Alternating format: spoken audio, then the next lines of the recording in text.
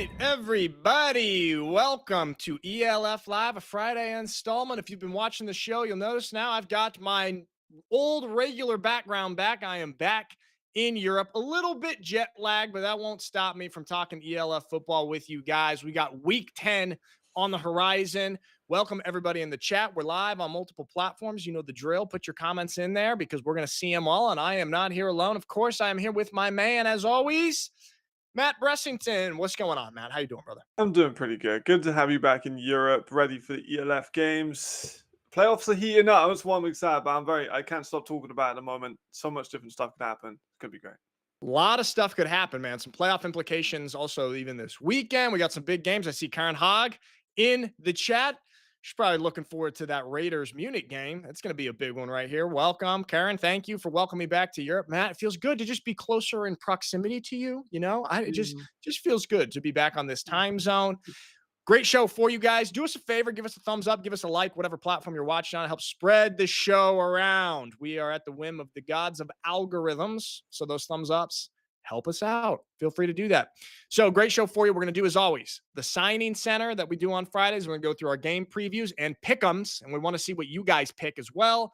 Then we've got our question of the week, and then, of course, fantasy football as we do every single Friday. So everybody, week 10, Matt, why don't we get on into it, huh? Let's get into it. I'm excited. Let's go. All right, let's start off here on the signing center, and a familiar face and name signs back in the league. Jordan Bua obviously was with the Rhine Fire, had a little injury action, got released there, and the Stuttgart Surge pick him up. A little Italian connection with Jordan Bua. Matt, what do you think about this one? I'm excited. I think that he's been a bit banged up the last couple of months with Ryan, and obviously before that with Vienna, he had the injury, came back into Italy and played fine. But yeah, this could be a bit of I want to say a spark though, because their offense is already quite loaded. Like they've really got some excellent receivers. But I mean, it's adding, it's getting ready for a championship run, I suppose. It's a great connection with Riley, gives him more weapons, makes him more comfortable, diversifies the offense, and he is an excellent receiver. So I'm excited to see how he does. I think that it could be maybe a smaller role as he gets ready to come back from injury, and then during the playoffs, we see him really coming into the team. Yeah, well, that's also adds a little bit of just depth to that already very good receiver room. He's the type of guy that can take a little tunnel screen 50 yards to the house when healthy. So it just adds that element to Riley Hennessy's weapons. So we've got that in Stuttgart Surge. They have a big game this weekend. We'll be talking about that a little later in the show. Moving on to another team who has replaced their quarterback. The Fehervar Enthroners have signed Brett Pullman from Massachusetts in the United States. Big man, 6'4", 243. Matt, you've got on here that he's a little bit streaky. What are your thoughts on this? And also the thoughts on the Enthroners getting rid of Brock to get Pullman in? It's a very Enthroners signing, if you know what I mean. They like their quarterbacks bigger. They like them to be staying in the pocket a little bit more. They like them to be gunslingers, and that kind of fits Brett Pullman's MO. He is very similar to that. Big guy, can sit in it. You can see there 243, so he's a stocky guy. Not the most mobile, but can move out if he needs to. But he's only 23, and we said this about them before, where they were investing with Jack Mangle, who was a young quarterback, but they just never seemed to really want to invest. So maybe this time they're going to, because he flashes poise, flashes a good ball placement as well. But he is very streaky. Sometimes he'll just have 6 picks in 5 games. Sometimes he'll have 5 touchdowns in one, and then he'll have 4 touchdowns in another, and he'll go back to throwing picks. He's very inconsistent. I want to see a bit more of him becoming a bit more reliable. But the Enthroners, he's going to be throwing to John Cole a hell of a lot, and that's a good weapon to have as you're coming into the ELF. It is interesting to see the Enthroners move through these quarterbacks because, you know, like we said, we've liked some of the quarterbacks that they had. Just maybe, you know, let them develop a little bit, give them a shot. But they go ahead and they bring in another young quarterback. We'll see if this can translate into any wins. They play their Eastern Division foe, your Prague Lions, this weekend, which we will be talking about. So we've got a new quarterback in Hungary. And then our next signing, Daniel Kane from Scotland. Matt, how's my Scottish accent? Absolutely. How are we doing on that? Pretty good? Borderline offensive to anyone who's I aim to borderline offend, Matt. I mean, the guy you don't want to offend is a 6'7", 320-pound offensive lineman. He's very, very, very big, has good size, a good player at the left tackle, right tackle, had some time in guard as well when he was in the GFL, but he's better on the tackle position. Great length, takes some nice creative angles. Good on the first step, but just needs a bit more of that nastiness and then follow-up blocks. But very good young offensive tackle that the Enthroners can try and develop again and hopefully try and keep for a couple seasons because he's a very talented player and he's been good in the GFL for, I believe he's had 3 or 4 seasons in the GFL and he's only 23 years old. So that's Yeah, like experience he can't really buy. he's essentially already a GFL vet. We've seen some guys have some success in the GFL and then come over to the ELF and have success. He'll be protecting Brett Pullman there with the Enthroners. And then another offensive lineman. And then we've got another familiar name and face, the previous man of the year last year and an ELF all-star, Alexander Milanovic, returning to the Vienna Vikings, the big man. What do you think about this, especially coming to the back half of the season for the Vikings? I mean, that Vikings offensive line just keeps on getting better and better and better. I don't know where they're going to play him, honestly, because they have such a great offensive line. And I'm not sure if they're going to kick one of the tackles into guard. Maybe they've got an injury. I'm not so sure. But he's outstanding. You know, he's a multiple time All Star. He's been a champion in the ELF. He kind of was the heart and soul of their team for a lot of their championship run, and then their failed championship run last season. And of course, he's been there, done that, but he was retired. Is he going to be in game shape? How's he going to be? You know, is he Sure. going to be fitter and healthier, or is he going to be a little bit out of practice? We'll find out there. But I mean, the rich get richer, don't they? Really? Yes, they do. There you go, Matt. The rich get richer. They attract that talents. And Milanovic back in Vienna. All right, let's go on to our next one. Cameron Kelly, signed by the Madrid Bravos, the DB. His experience at the University of North Carolina, the Tar Heels. That's pre-Bill Belichick days. Matt, thoughts on this? The Madrid Bravos are in an interesting situation here. They still have got a decent chance at making the playoffs. What do you think? Cameron Kelly help those odds? I do like him. I like Devon Yang as well, but he's gone on IR. And there's a ton of stuff we can't talk about because it's all over the website. Every single sign is on the website. But Right. otherwise, it would just be the Matt Bressington show for 2 hours, and no one wants that much Matt Bressington. I but do, Matt. I do. but Cameron Kelly, I'm a big fan. He has good size at the safety position. Has played a lot in college. He was a starter in multiple schools. Played at Louisville really, really well as well. That's where I've got a lot of my tape from. Reads game well. He's a great tackler who come into the box really well. He is very much like in Yang. That's kind of what he did as well. Can make turnovers. We saw we got multiple picks during his college career. A great game against NC State where he got picked in the red zone and a fumble forced on the next drive. So Sure. not a top speed. I think he ran like a 4.8 or something, which is not great first step speed. But if he can come in, make an impact, and just kind of pick up in the same role that In Yang left off with his place one to IR, I think he's going to be really successful. There we go. And sticking with the Madrid Bravos, Justice Seelig is back off IR. He had a good start to the season, then got a little bit banged up. The small wide receiver running back combo. And he did also, in the last few months, pick up 2 Division I offers. He was really showing a lot on tape in his kind of ELF debut here. Matt, thoughts on this? Yeah, he was. And to say a running back, like you said, bit of a contradiction because he hasn't actually had that many rushing yards. We had a ton of receiving yards. Andrew was using him all around the offense. Reed Sinner had a great connection with them. He was actually on Sinner's vlog in the last YouTube video that he uploaded with them talking. So he's got a great connection with the team. He's a phenomenal young talent. Probably most definitely going to college next season. To be sad to see him go out of the league, but we can enjoy him while he's back and experience the flashes because Madrid need him more now than ever because they're trying to make that playoff push. Absolutely. They are. And I'll be calling their game this week. They'll be playing Helvetic. Not necessarily going to be a great matchup, but interesting to see how Justice Seelig will come back from injury and what he kind of puts on the field here. Lucas, we just got information from First Down Magazine that we're live. The live's not up on Instagram, just a heads up. So if we can maybe try and figure that out, possibly.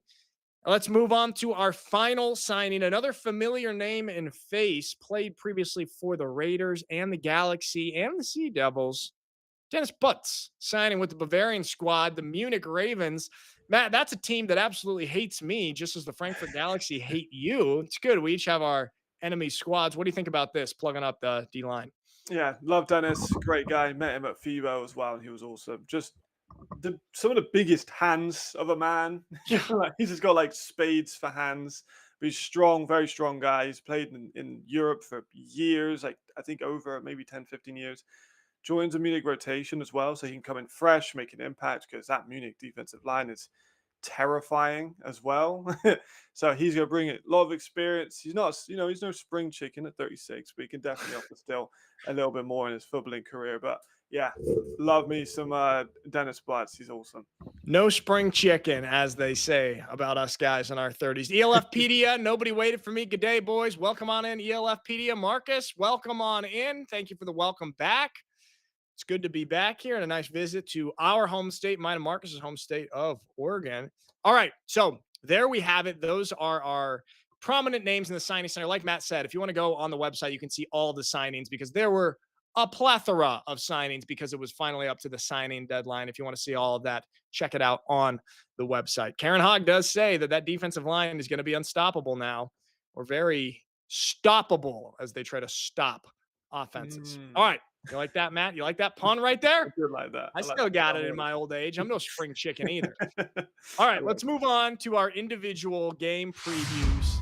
Starting out with the Eastern Division matchup, the Vienna Vikings going to Poland to play at the Panthers, who are 5-3. And here we see the stats right here, the head-to-head comparison.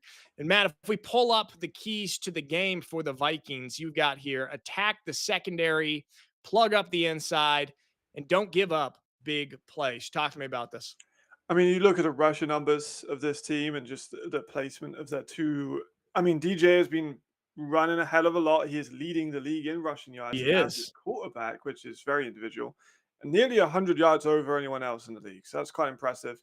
And you have David Brzozowski, who's in fourth place in that. So you combine those two, there's a ton of rushing yards that they need to figure out how to stop that, because a lot of the players that DJ's been able to extend for these 20, 30, 40-yard long runs have been because everyone sprays out. The offensive line is able to create part the seas, and he can just go straight up the middle for long runs.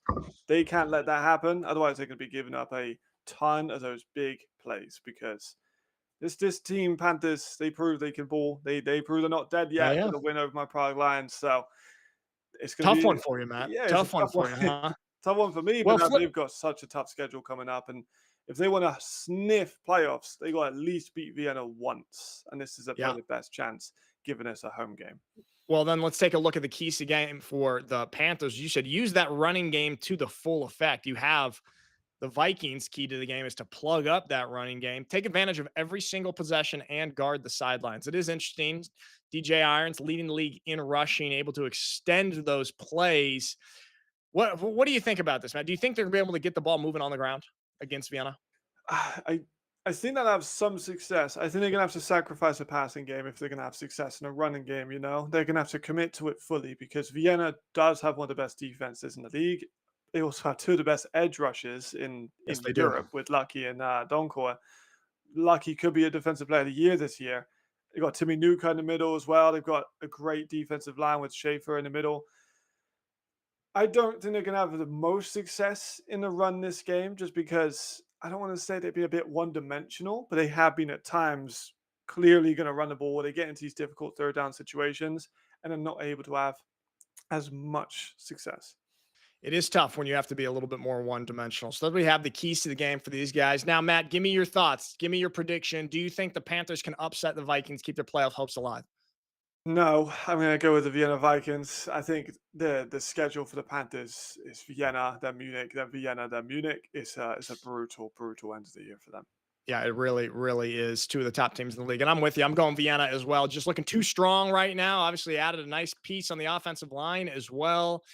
Ben Holmes really, looking like Ben Holmes here in the second half of the season. I'm going with the Vienna Vikings. ELFpedia says my brand new prediction tool says Rosa chance to win versus Vikings in 2025 is 23%.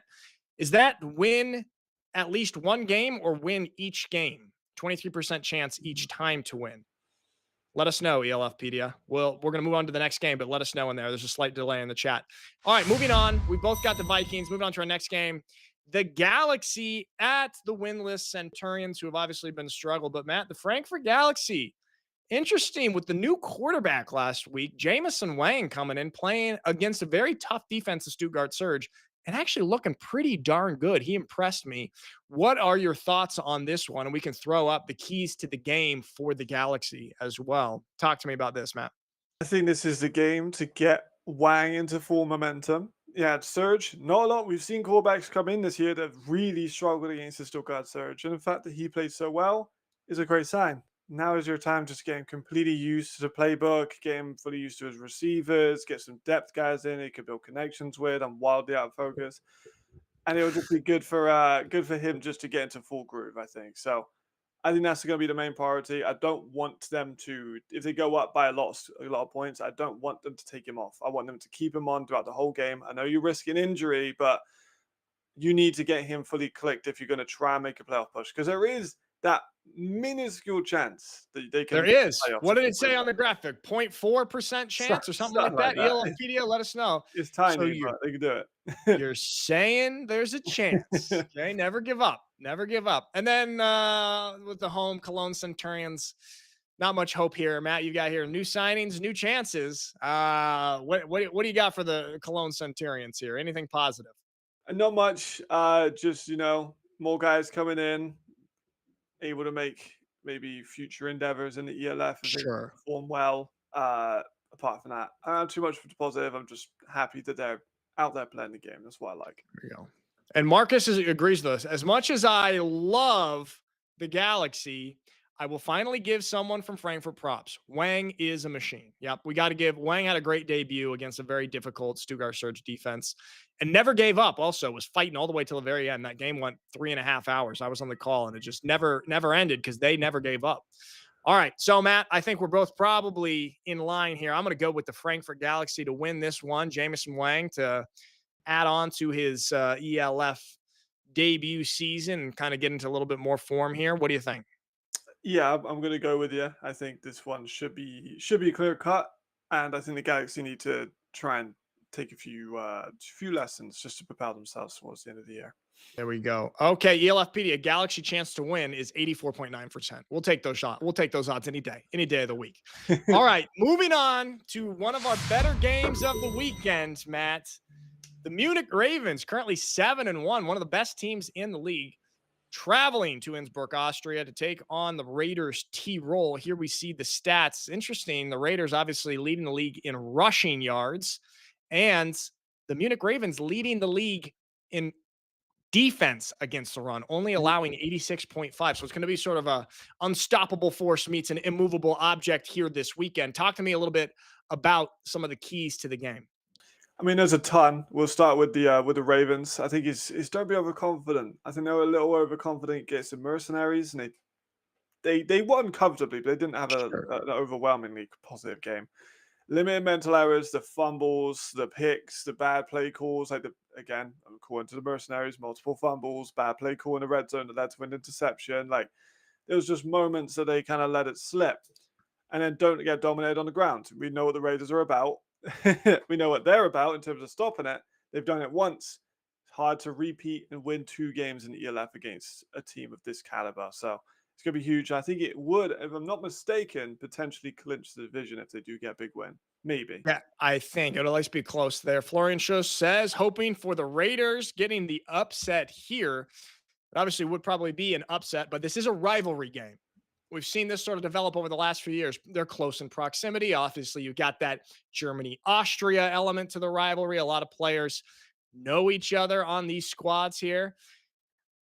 Let's talk about then the keys for the home team, the Raiders T-Roll. This is obviously one of the best stadiums in all of Europe to play at, and they play pretty well at home a lot of the time. You've got here, keep the Raiders style moving. What do you mean by that? Do you mean keep that run game going?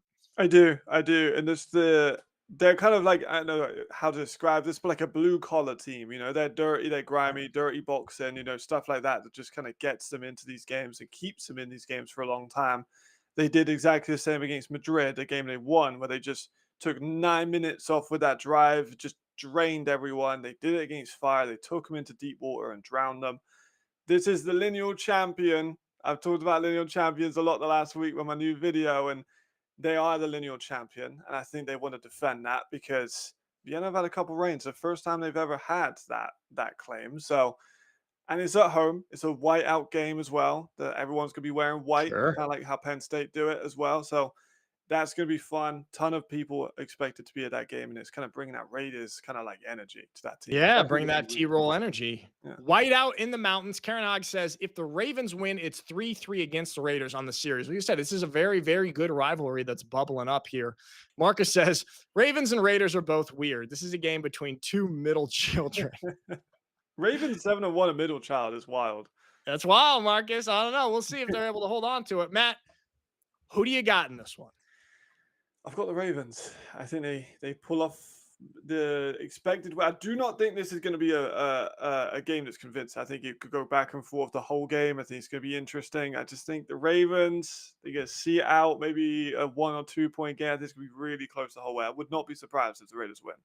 All right. Okay. And you know what? We've got Ricardo Oliveira in here. He's going all caps white out. And you know who he's riding with. Absolutely. And I gotta say, Matt, I'm also riding with Ricardo this week. I'm going with the upset. I'm going with the Raiders, Matt. Okay. I think a lot of people are gonna pick the Ravens to coming in at home. Like you said, Ravens didn't look great last week against Helvetic. They did look great against Stuttgart Surge a couple weeks ago. But the Raiders, there's a lot of passion in this rivalry here. They are at home, and I'm predicting the upset here. Also, the Ravens really dislike me. Malik Stanley does not like me, so I gotta go against them. A little friendly rivalry here, Matt. Mm. Taking a page out of your playbook with the Frankfurt Galaxy. This worked out well for me. I'm winning that one for You damn. are winning that one. We'll see. We'll see if I win against the Munich Ravens. I don't know. They're looking pretty darn good this year. Yeah. But I'm going to go with the upset. I do think it'll be a good game. And there we go. It's just good and healthy for us to be on the opposite side of a game every once in a while, Matt. It's good. Absolutely. It's good for the sport. We've had a All lot right, of so rivalries go 1-1 this year with teams. yeah, Like Prague and Warsaw was a good one, and Vienna and Rhine as well, and Stuttgart and Paris potentially. Like there's been a lot of games that go 1-1. exactly. And we love to see that. We love to see it. All right. Moving on to our next game, the undefeated Nordic Storm had that great win last week over the Rhine Fire against the Berlin Thunder, traveling to the capital of Germany. And look at that. Nordic Storm, number one in points allowed, only allowing 12 points per game. And they really stepped up in the second half last week against the Rhine Fire and came back from a 12-point deficit. They're looking pretty darn good. Matt, thoughts on this one? We look at the keys to the game for the Storm. You've got here, get the run game working a little bit. What talk to me about these keys? Yeah, I mean the run game is noticeably missing Glenn Tonga. Of course, that was the plan going in, and he's not in, and it's noticeably not as good as they needed to be. That's why I thought they were going to struggle against Ryan, and they did end up doing that because they couldn't run the balls effectively as they hoped. Defense. I know some people in that defense of Nordic Storm feel a little bit slighted that we don't talk about them as much as we should. They're a great defense, and I do think they need to make turnovers if they're going to win this one. Berlin pass an uncomfortable amount. So Sure. they should That's a nice way to put it. they should be able to cause some turnovers here. They got great secondary of players. I think they can do that. It's now standard defense. It's just the questions we have is are they gonna coast through this one? They're gonna coast through the rest of some of their easier games, and then playoff season is not one you can coast in. That's the question I have for the Storm. It is true. Like the most legitimate challenge that they've had all season, 7 games into the season, is that Rhine Fire game last week, which they did come from behind to win. But obviously, it's not the same Rhine Fire that we've been talking about. So who knows how impressive actually that win is? But you can't deny that 7-0 record. No matter how easy the schedule may be, it is a brand new franchise. Now, looking at the keys of the game for the Thunder, you've got mix in the run. And Matt, let me tell you right now, I don't think they're going to do that. They refuse to do that. They refuse to make any improvements to their run game. You've also got don't allow Nordic to get the big plays. And we also saw that last week, Nordic getting some of those just big chunk plays. Jadrian DeBolio down the sideline. Very, very explosive. Tough for the Berlin Thunder to stop it. What do you think? Talk to me about these keys. I mean, I don't want to say Berlin have no chance, but I think they do have slightly if they make it a shootout. If they try and get Jay a little bit rattled, they try and get Nordic offense a little bit rattled, and the defense, they can take advantage of some of the holes and they just start scoring. We know they're very good on third down and fourth down at making plays, so they could Sure. potentially do that. back and forth game that they could try and maybe outlast the Storm would be probably the only way I'm going to see them winning this. But it's hard when you don't have a run game. It's hard when you just, they're in East Germany, man. There's a ton of teams in East Germany that have some great players. It would be good to see them come over to the Berlin Thunder because they are kind of, I think, the biggest sleeping giant in the ELF that could be really good if they Sure. just won the recruiting battle in East Germany. So I'd like to see them and kind of adopt some of their talent, maybe coming into maybe show flashes. Sure thing. Marcus says the Storm will silence the Thunder. ELFpedia says there's nothing Thunder can do to win that game. Do you have a percentage odds for us, ELFpedia, of the Nordic Storm to win that one? Well, Matt, I don't think anyone's surprised here about this pick. I'm going with the Nordic Storm. I just think that their offense is too powerful. They're too experienced. They're on a great roll. They're coming off that big win last week. Okay, maybe who knows? Maybe a little bit of a chance for sort of a hangover trap game here, but I don't think that's coming. I think they're very, very focused, and they hear the outside criticism. Everybody wondering, oh, are the Nordic Storm for real or are they frauds? And I don't think they're going to let the foot up off the gas at all, especially being led by the experienced Jadrian Clark, who just has that chip on his shoulder that you love to have a leader have for the team. So I'm going with the Nordic Storm. Talk to me, Matt. Who do you got? Absolutely. I think that's a good call. I think there's a lot of like individual awards that are going up. Like Jadrian's going to go for MVP. Max Parkinson's still in Defensive Player of the Year. Like there's a lot of stuff that could happen. A big win here is a big statistical output could see them elevated to that kind of award level. Absolutely. So we both got Nordic Storm here. Let's move on to our next game down to Switzerland. The Madrid Bravos traveling from sunny Spain to beautiful Switzerland to play the Helvetic Mercenaries, who are famously winless. Bravos currently sitting at 5-3, and that Reed Sinnott Aaron Cruikshank connection has been one of the most exciting in the league so far this year. Fantastic debuts by both of these guys. Throw up the keys to the game for the Bravos. Well, we've got keep Norwood in the pocket, although Norwood is now on IR, Not so that bad. no longer counts. Win on special teams, and then what we just mentioned, Matt, the Sinnott and Cruikshank duo here. Talk to me a little bit about these. Of course, Norwood no longer in. They got McCormick in there now, but it still remains the same. He's a guy that can move with his legs, and they want to keep him inside. At Cologne, he had a few turnovers that were not great, so maybe we'll see that kind of Cameron Caddy coming in, making some of those plays. I'm excited to see. Sinnott and Cruikshank, though, that's the team, that's the brand. We know what this team's about. They're high-scoring offensive drives. They're immediately fast-paced offense, and that's what we can expect from Madrid coming into this. I mean, Sinnott's on the track for a triple crown. It's not even close. I Yep. challenged him last week to beat the single game receiver record, and he failed me. I know he was in the chat when we discussed that, and he saw it. If you're in the chat this time, Aaron, you kind of let me down, bro. I expected that 300 yards. Currently, it's 286. I'm not mistaken, and well, maybe this game they'll get the 300. That'll be interesting to see. MVP is about narratives. If you can break a single game record, that will help a lot. Just saying. They are about narratives. That Sin Shank narrative. It's unstoppable, as Marcus says. All right, let's talk about the Mercenaries a little bit. I don't think many people think they're going to be able to do too much here against the Bravos. You've got here, use creative offensive plays, try and get good field positions, keep the short game off the line for Madrid.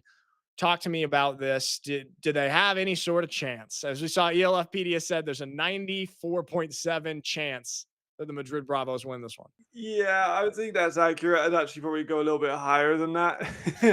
I don't think that Helvetic have a chance.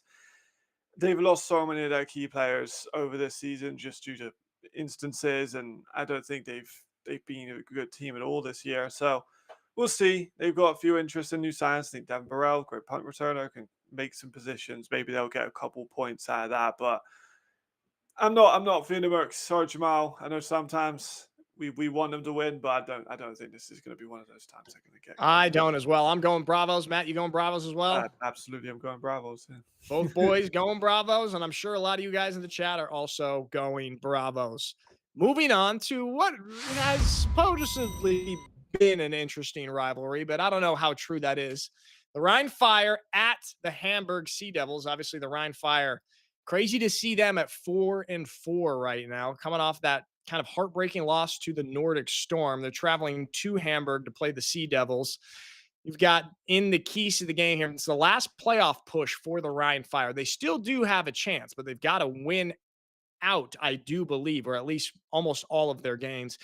Talk to me a little bit about this one, Lucas, if you want to throw up the keys to the game for the Fire. I mean, the playoff push, that's everything. They need that. It's crazy that they're even in this position of like two championships in a row.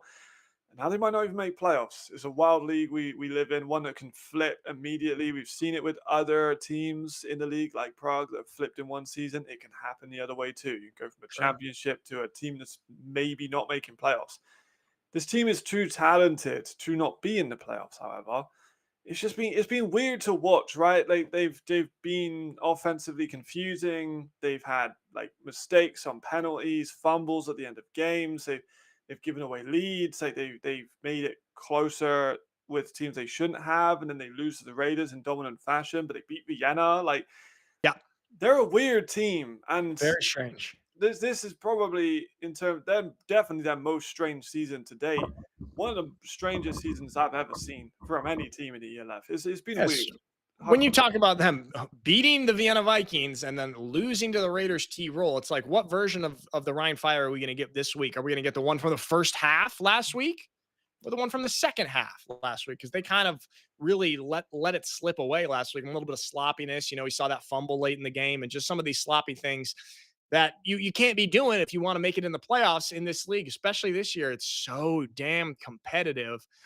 On the Hamburg Sea Devil side, Matt, let's throw up the keys to the game. We've got defensive line needs to come through, make the Fire turn over the ball. We did see that have a huge impact last week for the Fire. And then the offense for Hamburg needs to be more dynamic. Do you think this defensive line can really give trouble to the Rhine Fire and to Chad Jeffries this week? No. I think that Kyle's gonna be having a tough one. It's probably still is one of the best offensive lines in football. They're in European football. They are excellent. A great unit. It is just Kyle kind of moving on that defensive line. I know some other guys are going to feel a little bit fronted by that, but put up numbers and prove me wrong. The tape says what it says.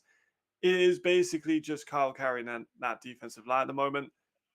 He said in FIBO he was going to be a distraction to offensive line. Some of his guys are going to come through and have big seasons. I'm still waiting on that, Nick. I'm still waiting. They've not been great. I'm gonna be completely honest. But of course, there is some pieces in Hamburg that have been successful. Naz has been great this year, but it just it's just not enough. And I think offense is a big reason. It's just screens. Watching this Just game, it's just like watching Berlin a couple of years ago. It's just screens. Like they need to be more dynamic if they want to try and yeah. open up the fire. When you're too one dimensional like that, it's just too easy to stop. ELFpedia says, I'm not an OC, but I don't think all the players on the Fire are used in a way that utilizes their strength effectively. Scott, for example, I would like to see more as a receiving back than a Tunga clone. I think that's a great analysis right there. Yeah. Marcus says, okay, so we're saying the Fire have middle child syndrome as well. Marcus, how many teams do you have in the middle child category right here? Right now you've got 3. I think the Munich Ravens aren't going to like being put in that basket. Matt, but going back to what ELFpedia says, what do you think about that? About them not really utilizing some of their weapons most effectively? I think it's an outstanding point. I think they are. I said last week they're kind of stuck in the middle of a rebuild. Like they kind of very clearly have some of the old style playbook and an expectation from the old Fire era of Jadrian and of Glenn and of other pieces, Raji and other guys that are on the offense. They're not there anymore. And they kind of half did a rebuild where they brought in some new guys and some young talent, but they didn't fully commit to the rebuild and they kind Sure. of mixed in a bit of an identity crisis, I feel. I'm not sure where they need to go. If they want to just blow it up, start again, collect some of these good pieces they know are good and just build them as a foundation, or if they're going to try and be. I'm trying to think of like an NFL comparison, Right. of a team that just isn't quite in the race for a championship, but just cannot blow it up because they're too good of a core to like go down to being like a rebuild team. It's difficult, and the definitely rebuild teams is one I year. don't know. Maybe like a Bengals or something Yeah, who's not too good of like they ended up going and signing big contracts to those core pieces, but it leaves a lot to be desired there, and because they just haven't really had the success that you would want. They got to the Super Bowl a couple of years ago, but then that's it. Well, the Ryan Fire may be in a little bit of a similar situation. Karen says, as I said before, it's not the same Chad as years prior in Munich, and it has been an adjustment for him there. So With all that being said, Matt, who do you have this week? I'm going for Fire. I do still think they should win this one. It is a team that is not very good in Hamburg, and I think they should win. Fire as well. Double fire. We'll see if they keep those playoff hopes alive in these last few weeks of the regular season. Moving on to perhaps the most highly anticipated game of the weekend, the Paris Musketeers traveling to Stuttgart to take on the Surge. Boy, oh boy, they had an interesting first matchup where the Paris Musketeers won 6-0, a real defensive struggle about a month and a half ago. Very, very interesting. The Surge are currently leading the league in points scored, averaging 44 a game. I think they put up 54 last week against Frankfurt. But that Paris Musketeers defense with Jack Del Rio there, they're only allowing 13.6 points per game. Talk to me about the keys to the game here for the away team, the Paris Musketeers this week, Matt.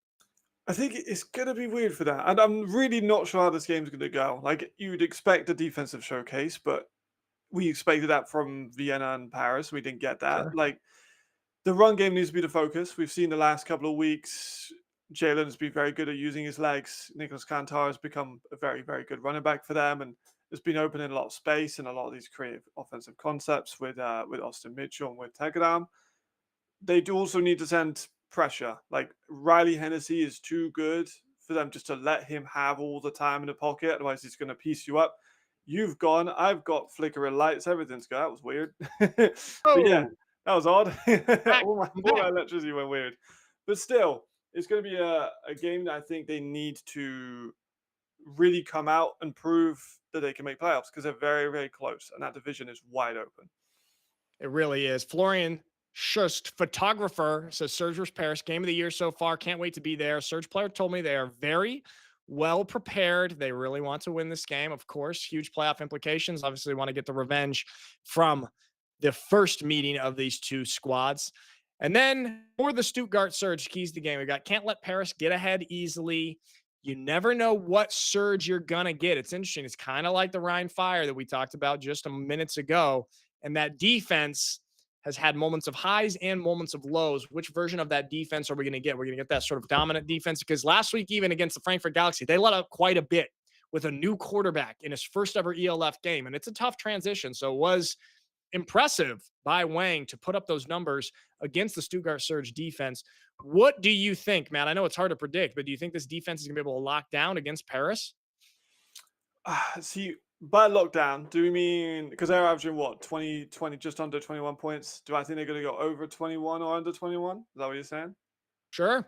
I think Paris will go over 21. I think both of these offenses are going to go over the average conceded, but I do not think they're going to score 45. Like, and then again, they scored 0 against Paris Yeah. last time, so that's kind of crazy. They're still averaging 45, even when they scored 0 in one of their games. So that's testament to how good their offense is. They have kind of, I don't want to say beat up on some of the bad teams, but like you look at their schedule, they beat the Galaxy that aren't in the playoffs. They beat Hamburg that aren't in the playoffs. They beat Cologne. They beat the Enthroners. They beat the Galaxy again. They do have a good win against Munich, and they And a lost against loss. Paris. Yeah, and they lost against Munich as well. So they're in a weird team of like, are they as legit as we think they are? Are Sure. they just beating up on the bad teams and kind of scraping against the good teams? Like they're 1-1 against Munich, which are a very good team.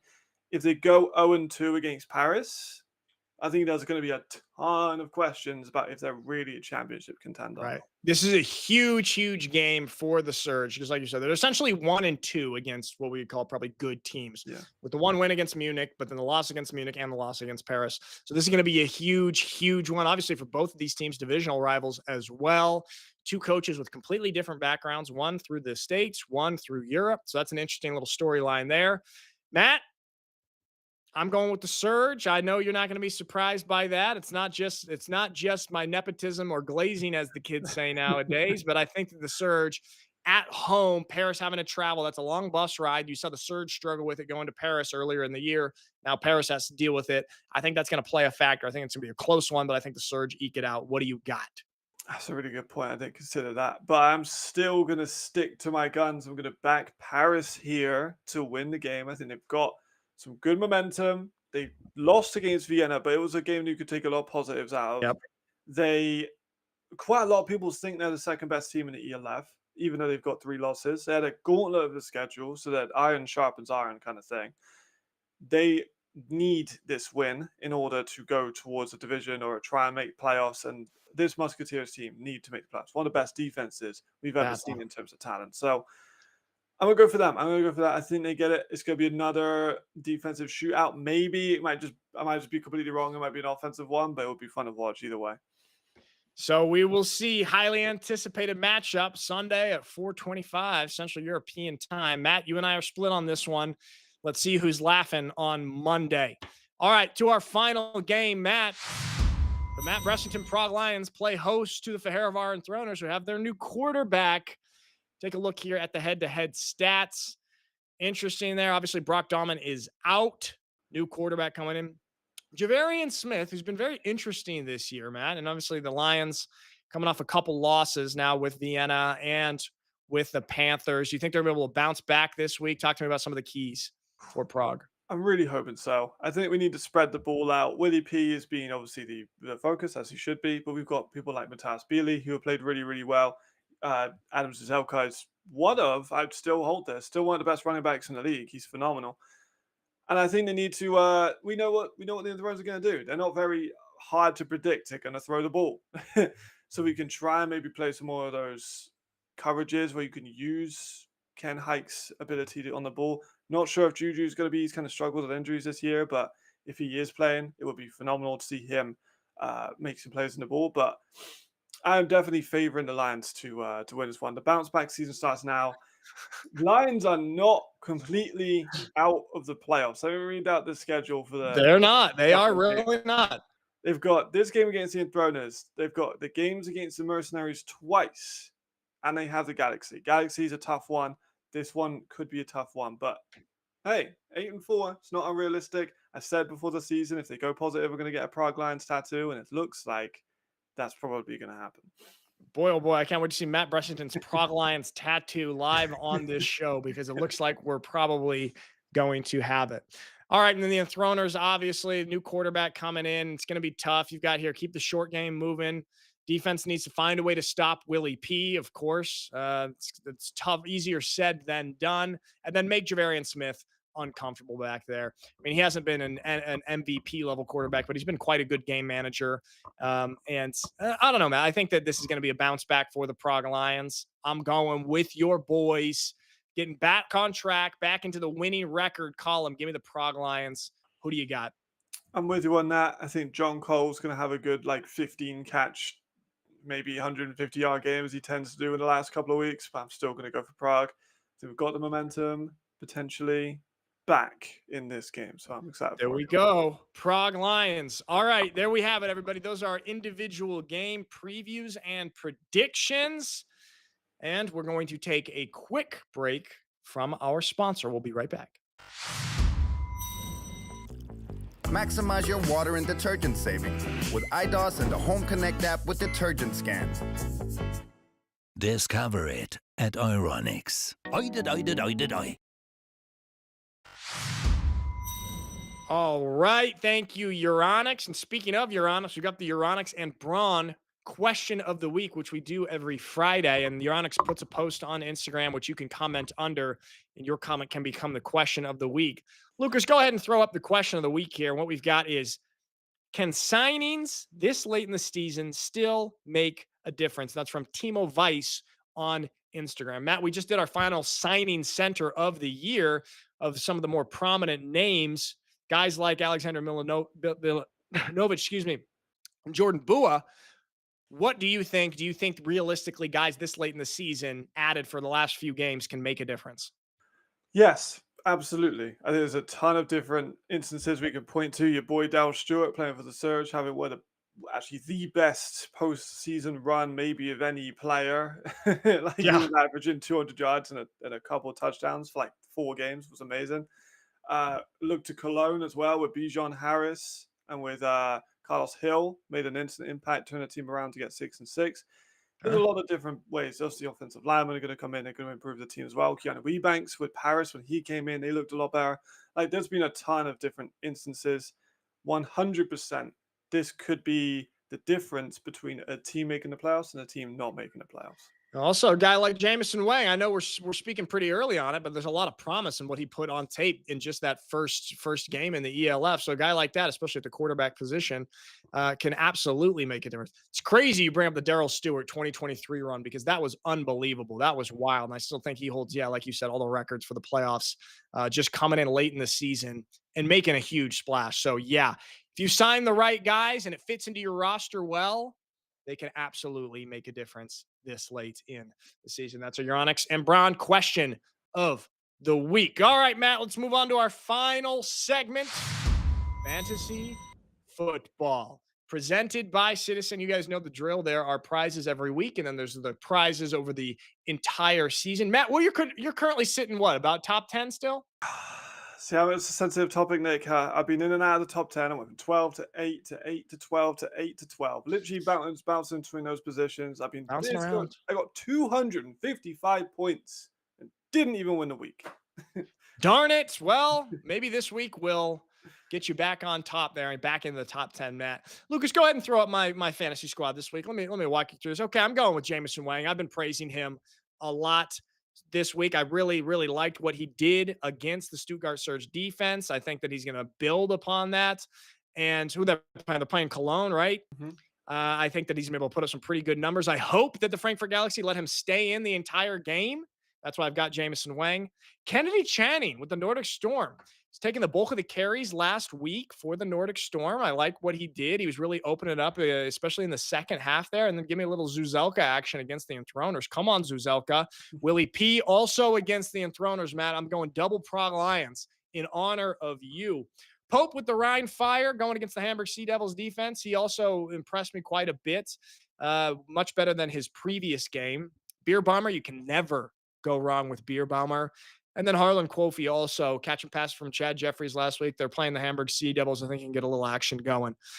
Madrid Bravos, I don't necessarily love their defense, but they are playing the Helvetic Mercenaries. See if they can't give me some points there. What do you think of my squad, Matt? I don't have the capital that a guy like you has. You're a very wealthy team owner.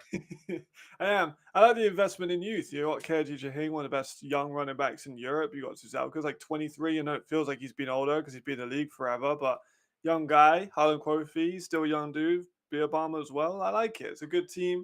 I think there's a lot of upside, and I'm really hoping Wang too, because I've also got Wang in my starting lineup. Ooh, look at that. So I'm risking it for Wang because you never know with him taking it out of Cologne. It could be difficult. I'm going for C-League return. I'm hoping that he's fit, healthy. Madrid use him. They should. He's very, very good. Zuzelka as well. Cruikshank can never really leave off Cruikshank. I'm going for Easton. I'm thinking Wang had a great connection with him in that game that we watched against the Surge. He was a ton of action, great on returns. So the referees kept bringing it back because unfortunately he didn't able to get a big one off. But that's going to be exciting to see. I want to see that. Botello Moreno been incredible scoring. The first, I think, got 11 this year, record for a tight end. Woody P. And then the Galaxy, I think they're going to score a lot against Cologne. So I'm going to go for that defense to hold off Cologne. And I think Rimler's going to be kicking a lot of PATs. So I'm going to go for him. Well, Rimler was a little bit brutal last week. Let's see if he can bounce back. ELFpedia is correct. You should pick a wide receiver connecting with your quarterback, which you did with Brevin Easton and Wang, which I stupidly did not do. And that's probably why I'm ranked about 240th. And you're ranked 12th, Matt. Yeah. So there we go. No Beer Bomber versus the Panthers. Thought he was a must start. I got Beer Bomber first down mag. I got Beer Bomber. Okay. Give me credit there. Maybe I'm a better fantasy manager than Matt Bressington. We'll see. Probably not. So there we have it. Our fantasy football lineups. Don't forget to set your fantasy teams before tomorrow for week 10. So everybody, there we have it. That is our show here on a Friday, week 10 of the ELF coming in. Thank you, everybody who's been in the chat today. Really looking forward to especially a few games this weekend. I'll be on the call for the Madrid Bravos Helvetic Mercenary games. So tune into that one, even though it might not be the most exciting. I'll try and make it exciting with the call there. Matt, which game are you most looking forward to this weekend? Oof, I think it's going to be Surge Paris. So much playoff implications. The division is up for line. But then again, Raiders versus Ravens. That one's going Also to be great. exciting too. There's a ton of games this week that I think are going to be really good. I even think, I think that's my top two. I think that those two, both of those, massive for the year. Yeah, massive, and should be pretty entertaining games. All right, everybody. Thank you so much for watching. Enjoy the weekend. Watch some ELF ball. Enjoy your Friday. We'll see you on Monday. Peace. Bye.